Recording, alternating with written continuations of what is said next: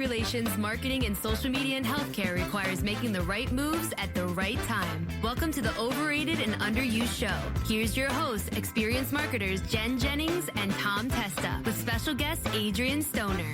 Overrated and underused. The Overrated and Underused show. Welcome, everyone, to Overrated and Underused. You know, Jen, it's May, and hopefully a lot of our listeners are enjoying some nice spring weather wherever they may be. We still have the pandemic around us, but some restrictions are being lifted. Maybe some folks are more enjoying their time out, changing things than from maybe what they were doing this time last year, of course. But the one thing that hasn't changed so much is the state of healthcare industry events. I think you're right, Tom. I think, with widespread vaccinations happening and the hopefulness that we can soon return to a lot of our normal pre-pandemic activities, some of them, not all of them, I would not be sad if, we never shook hands again. I think a good wave, suffice. A good wave. Jennifer loves to approach people, get nice and close, and waves at them. That's her thing. It was elbow bumps when we were talking about going to him. That's true. Everybody was like, oh, we're going to do the elbow bump. And that's right. So we may be doing that come August, potentially. Yeah. There are people out there that definitely want those handshakes and those elbow bumps and those hugs. They want all of those things to come back. So I am with you. But I think for this episode, we are going to really dive into, I know we talked about it early 2020, when we looked at the state of events and virtual versus in-person conferences, which, at that point, in-person conferences by default were overrated because they couldn't happen and they still are not happening yet. Yeah. But I think we are on the cusp of returning to that in-person activity at some point soon, hopefully. So we're just going to dive into it. We're talking about virtual events, all the things related to virtual events, because these are happening and will continue to happen for the foreseeable future. And I think, since we had our last show talking about events, there's been a lot of developments like virtual events. There's so many different kinds. And there's been, great ones, terrible ones, but there are some lessons learned as we've attended more and more of these virtual events. So as we're looking forward and looking at virtual events, because I think those are going to continue at least, and especially in hybrid scenarios where there may be the in-person conference aspect too, but to give those people another option for their kind of comfort. I think hybrid will be what we're kind of looking at later in this year. Well, right. And things are starting to loosen up a bit in our personal lives and people are getting, a little antsy. And again, they want to do things safely, of course. But that's the big question that you and I are still continuing to hear from clients and colleagues throughout the industry is, so when are we going to return to in-person events, right? And like you were saying, that answer is definitely still in flux. We don't really know. But the short answer is not right now. So we're heading towards HIMSS, and even HIMSS, which is in August. Right now, that's set up as a hybrid model. But I think up until that point, we're seeing a lot still on the virtual only side, like AHIP in June, right? That right now, that's still all virtual. But the industry is trying to figure out, and that's what I guess we may even dive into, is for those who are still virtual, what's overrated and what's underused. For those that are hybrid, we'll do the same. We'll maybe talk a little bit about what's overrated and underused about the hybrid model. And then, heck, we still don't know anything about the in-person. I mean, we don't even know what that is. We haven't even been to an in-person event in, over a year. So that's going to be the focus of our conversation today, and we'll see where it goes. Let's see where it goes. So jumping right in, obviously we've seen a whole spectrum of different ways to put on a virtual event, and I think some that were thrust in to it kind of early last year and had plans of, if you had a March or April event that couldn't happen in person, you were really scrambling. I mean, you either had to cancel it completely or you were scrambling to reschedule and figure it out in a virtual model, because that is just a very different scenario. I think a lot of organizations that host events, associations and companies and even, vendors like user conferences and such. Anyone that's hosting any type of event, look to do so virtually. Realize that there's so many options out there in the ways you can put them on, from a simple webinar type situation to full virtual reality trade show floors and everything in between. There's kind of a lot that goes into it. I think there's kind of this stigma. It's not the same. It's not the same as in person. You don't get that experience. And I think it just depends on what you're going to the event for. Are you going for the educational content, or are you going for the networking? And a lot of the times, I think what is missing in some virtual events is the networking aspects. And I think that really makes the difference in how to pull off a successful event that people really found value in. Because, you can find content online, you can find the content and get the content and sit in a webinar, by yourself and do that. But for people to think it was a great experience and worth the value that they paid to attend, I think there has to be more to it. Yeah, I think it's safe to say that virtual events, they're certainly not underused, of course, not at this point, but they're also not overrated because, like you were just saying, there's still extreme value. And I think if I look into my crystal ball, I think even a year from now, 2 years from now, there are going to be some events, some organization events. Maybe there's smaller organizations, maybe some association events, who knows, that we will see continue to be, I think, potentially all virtual. I feel that way because someone's going to figure out the right way to do it, and we don't have the answer. And we haven't seen, I think, who can get that good blend of educational content, which is kind of easy. I think that's easier to display, but also that networking side of things. There's going to be someone who figures it out and does it really well, where especially if you host maybe 3 or 4 events a year, maybe one of them is virtual.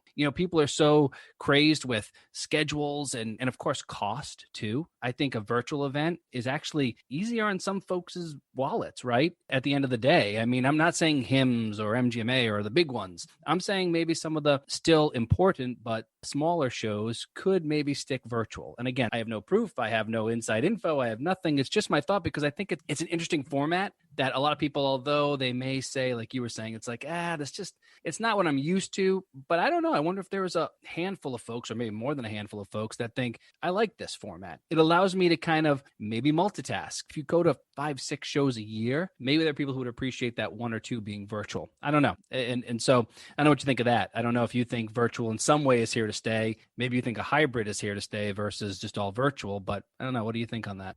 Yeah, I don't have a crystal ball like you obviously do, Tom. I do.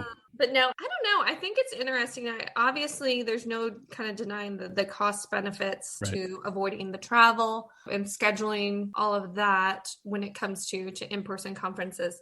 But I do think a lot of people, attendees, sponsors, any organization, I think the reason they go to these in-person events is for the connections. Yeah. Connecting with peers, connecting with prospects, connecting with potential companies that you may want to work with. Like, it is all about the connections. It's a little harder to do online. Not to say that it can't be done, but I think the networking side of it in the virtual events, I think that's why some people walk away with a bad taste from the virtual events, and that, hey, this company, they didn't have any breakout sessions. Everything was pre-recorded. There was no way to really interact with them live and those type of scenarios. So I think people are looking for connection, but they're also looking for convenience. So I absolutely see your point, Tom. And I don't think virtual events are going away. There's going to be a large chunk of people that are ready to get back in person just for the connections, not necessarily educational content, because you can get the same speaker, you can get the same value from someone presenting a session to you live in person, live streaming, or on your computer screen. So, but I think the draw is going to be,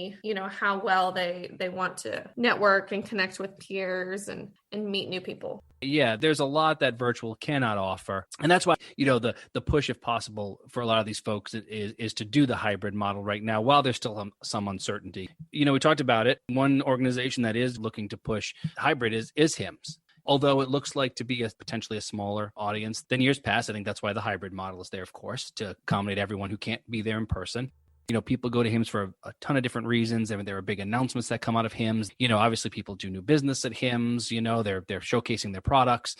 People like CMS and ONC make announcements at HIMSS in years past. And that's where I wonder how that's going to be impacted at a big show like that. So I don't know. I think it's still to be determined, but I don't know what you think on that. Yeah, I mean, hybrid is a very interesting model in that conference organizer perspective, you're essentially putting on two different shows simultaneously sometimes. Yeah. Also, MGMA has worked out a system where I think they're going to do an in-person conference, a set number of days, and then a virtual experience following that. So it's not actually happening simultaneously, but it's two options to, give their audience. So, for the people that are comfortable traveling and comfortable going to an event, yep. They have that option. And then for those that are not, or just prefer the convenience of sitting behind their laptop in their pajamas, then they have the virtual experience. But I thought that was an interesting take in that they're not happening simultaneously, because I just think to pull that off successfully, it would be tough. You're essentially doing two shows at the same time.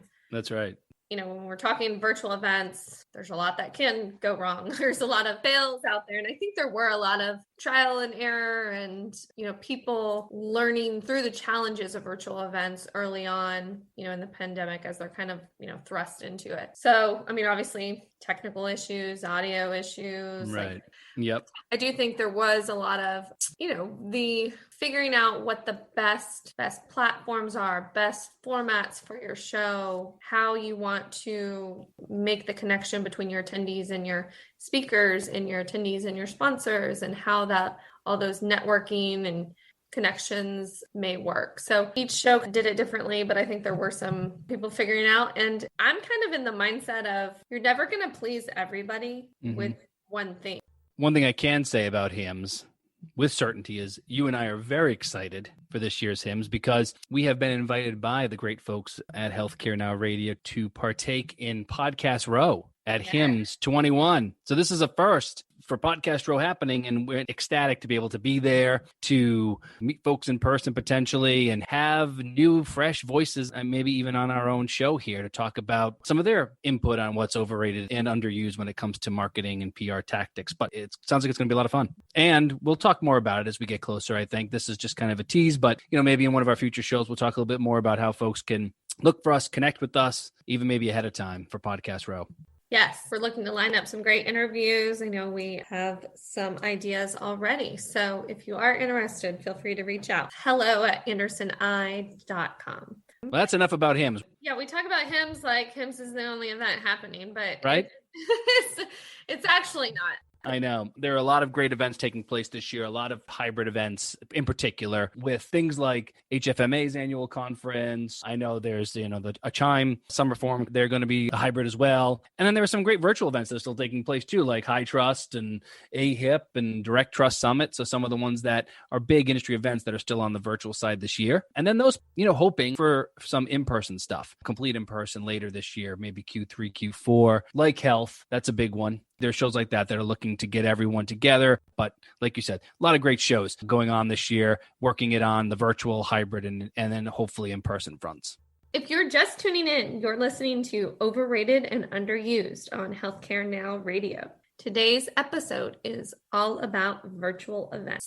Tom, you and I have both attended a handful of different types of virtual events. Some of our clients put on virtual events, sponsor virtual events. So we've kind of been involved in the virtual event landscape from all fronts, from the conference organizer, attendees, sponsors ourselves, and, kind of helping our clients navigate their sponsorships. So we do have a unique perspective to it. So maybe let's talk a little bit about some of the kind of features of some of these virtual events that went well. Underused.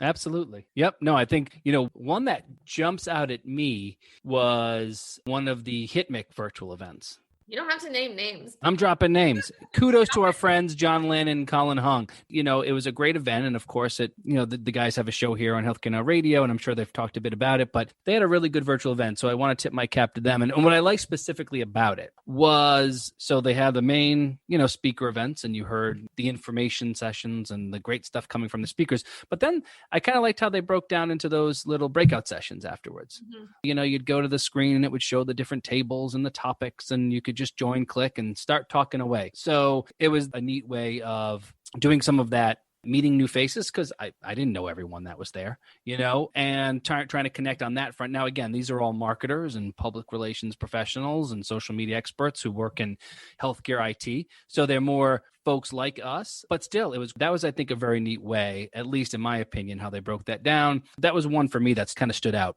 Yeah, I agree. I think it's definitely one example of an organizer kind of going the extra mile to help attendees kind of break the ice with right. Make new connections. For our listeners, this was really set up. It was kind of a virtual reality type. I mean, there was a scenario, and there was all these little tables set up. So you would go pick your seat at a table, and each one kind of had a different topic that they were discussing in that breakout room kind of chat thing. So yeah, it was neat. And, if you're sick of talking to them, you can just jump off, and there's no big deal. You move on to the next one. Similar to when I'm having a conversation with someone, when I'm just done with it, I just walk away. That's it. No handshakes when you meet them, and you walk away when you're done. Yeah. No, but you're right. That did make for a pretty nice, again, kind of just coming together and hearing what other folks had to say. So I thought they did a very good job with that. So that's a good point about things that you like, Tom. But I think one thing for me that I might chalk up as overrated would be all day virtual conferences and virtual events. Overrated. All day virtual events that go from 8 a.m. to 4 p.m. in the afternoon, day after day, or even just one day. I think that's just an exhausting day for a virtual event. I would much rather you break it up. That I just think you would have better success in attendees actually like staying throughout the whole conference. When you're in person, you have sessions all day scheduled, there's breaks in between and all the things, but for the most part, it's full days because you're trying to, obviously maximize people's travel and scheduling. You're trying to pack as much as you can into these days. Yep, I can see that. I can see why you feel that way, especially with, I think, the past year of a lot of virtual event fatigue that's been happening with a lot of folks. So, yeah, I can see that being a good reason why. Absolutely. Underused. But I think when it comes to a virtual event, what I really appreciate is that, it's almost offered in bite-sized pieces to where it's a half day and there's 2 sessions this day and then maybe 2 another day, or it's kind of split up, or you have an organization has a calendar of, hey, we have these monthly events that we're doing. So essentially, I think it's just harder when you're sitting in front of your desk to step away for an entire day. There's so many distractions. If you don't completely close out your email, you end up multitasking or getting drawn into actual work. So I think when you're in person and you're away from the office, it's a lot easier to disconnect from your work and just kind of your day-to-day things that have to happen and the people that need you and need answers and responses. So it's a little easier. So I think, the events that are only asking for half of a day of your time, and whether that's, 3 days and they're half days or, just, 2 or 3 hours of, hey, there's 2 or 3 sessions and just kind of breaking that up. It seems so much more manageable and would make me want to register. Yep. To your point, and even if it wasn't a virtual event spread over a couple days, what I like is you can kind of be sort of one and done in some way, maybe like 1 day or 1/2 day or 2 half days, however, and you can just get that whole event in. Because let's face it, I think everyone who's listening to us would agree. You hit that day 2.5, 3 at an in-person show and you're like, get me out of here. It's time to go. Everyone sometimes gets that like, all right, yep, I've been here a while. And, you kind of wear yourself down after day 3, especially if it's a mega event or something like that. No, that's very true because, when you think about when we'd be working with clients and, submitting speaking proposals for Mhm. events for them to be part of the educational sessions. Really, where they put you in the schedule is a good indicator of attendance. Because, if you're last day afternoon, your expectations for how many attendees are still going to come probably shouldn't be as high as they should be your mid-morning on day 1 or 2 kind of thing. Exactly. Yeah. And that's why I think maybe having some of those virtual opportunities open up the door to get more, I guess, eyes and ears on your presentation potentially than they would have, like you said, if you maybe didn't have the great time slot that you were hoping for on a larger in-person event. Again, that's not to say all events, of course.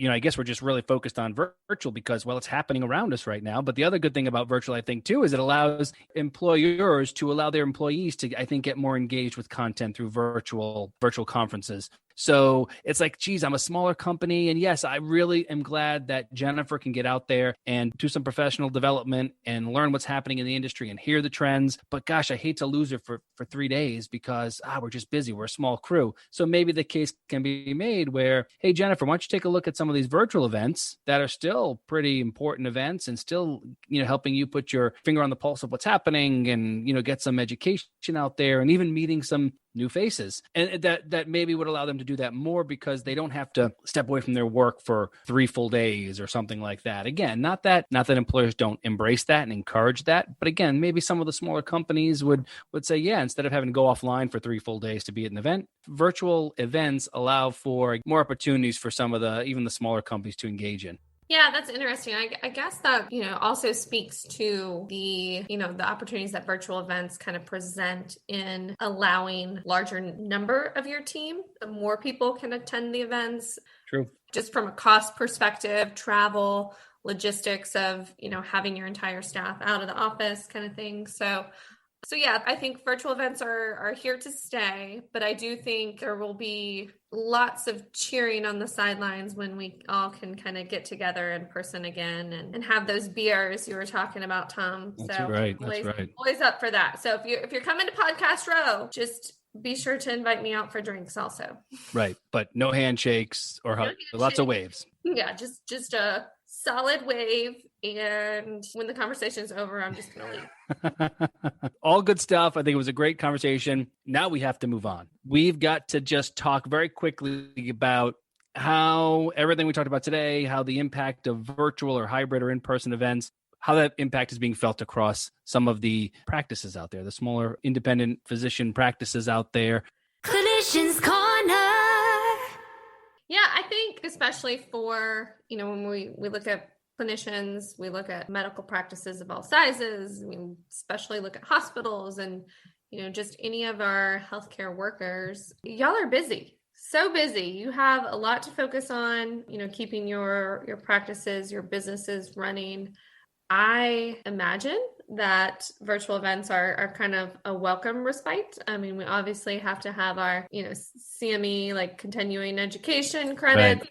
So, those kind of opportunities, I think, and even just, going beyond, hey, maybe I want to learn more about telehealth or, whatever it may be. So then I'm going to attend some ATA sessions or, if there is a true interest in those type of things. So I think they're probably happy for the virtual, but I mean, those are hospitals, but still I feel like virtual might be good for the MDs because a lot of the MDs themselves, like the hospitals show up, but not a lot of the clinician side of the hospitals, right? So yeah, when we talk about virtual events, I think there's a great benefit for the actual clinicians themselves too. These are the folks that are extremely busy day in and day out. And let's face it, not to always have to harken back to what's happened over the last year, but times have been tough for physicians. They've been overworked, they've been burned out. And so I know that virtual anything other than care may not have been front and center for them over the last year. But going forward, especially for those, I think virtual will be great for those physicians who, again, still don't have the time to maybe step away from the office to go to some events. And now having those events be virtual, again, this isn't the continuing education, the credits, of course. This is more for the folks who just want to hear what's going on in the industry, hear what their peers are saying. And I think, and even presenting themselves, this allows them to do it from, the comfort of their own office. So I think virtual events, if that, again, because we've already said over and over that they're not going anywhere. And I think that these would be great for the clinicians themselves to look at some of these medical practices, like you said, of all sizes, who still want to be engaged, but might not be able to get on the road and do so. Because a lot of them are, again, they've been backed up with, just think about this. The physicians have been backed up.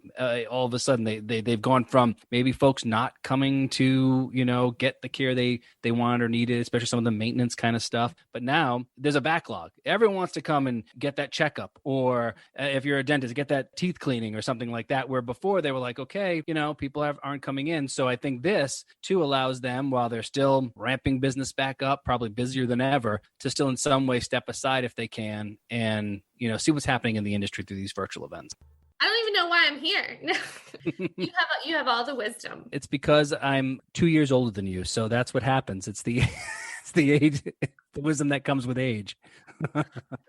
This is why you walk away from me when we talk in person. I can see why. I get it.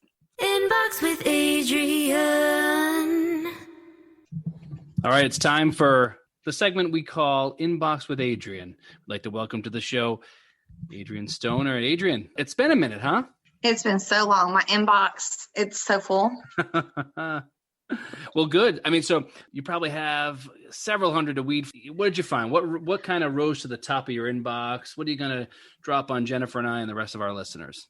It was hard. I spent many hours going through my inbox, but I finally settled on this one. And it is, Dear Adrian, I've missed you so much. When you get back, would you please answer this question?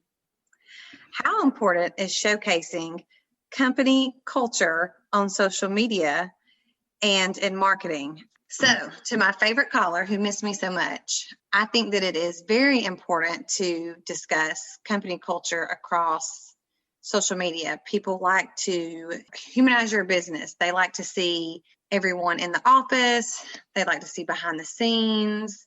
They like to see more than just an infographic. They want to see people's faces. They want to see familiar faces. And it just makes them feel a little more involved in what you have going on. Anything with a personal touch always seems to be better. Yeah, I think so. I mean, I think definitely finding those opportunities, because for a lot of companies, there's always a lot happening behind the scenes. And I do think spotlighting your employees and really putting a face behind your brand is important. Like you said, I think it does humanize the company and the brand. I think it does better represent your company to understand the people behind the products and the people behind everything. And also recruitment. I think that would be a big component there if you're looking to hire new talent. Yeah, I think there's something to be said for personal touches with everything in life. And I think that also applies to your brand and your marketing strategies, your social media. People like to feel a part of it and see what the day-to-day looks like, what they're investing in, what they're becoming a part of. Yeah, and I think, not to always tie it back to the pandemic, but it's tough to get that kind of personal connection. Absolutely. I also think it's a great way to maximize on your engagements. People are more likely to engage with you. If it's personal, they feel more likely to just jump in the conversation than just a standard graphic, which, don't get me wrong, I think are also very important, and there's a place and a need for them for sure. But I also think there's a place and a need to show the other side. Yeah. And there's so many different ways you can do it. If you don't have, organized events happening or employee functions or any of those things. I mean, there's still a day in the life of, or, employee of the month, or, there's different highlight things, or here's our, customer excellence experience team, or meet our team, meet our experts. There's just different ways to kind of highlight the people behind the scenes in fun and interactive ways. Well, Adrian, you just made someone's day. Thank you. You're back. So that's it. We're happy to have you. Thrilled to be back. All right. Well, thanks to all of our listeners for joining us today. We are sponsored by Anderson Interactive and can be heard weekdays at 10 a.m., 6 p.m., and 2 a.m. Eastern on Healthcare Now Radio. You can email your Inbox with Adrian questions to hello@andersoni, that's the letter I.com, or tweet us at Jen_Jennings, Tom_Testa, or Adrian_Stoner. And you can follow us with the hashtag #OverUnderRadio. Thanks for listening to the Overrated and Underused Show with your hosts, experienced marketers Jen Jennings and Tom Testa, and special guest, Adrian Stoner. Overrated!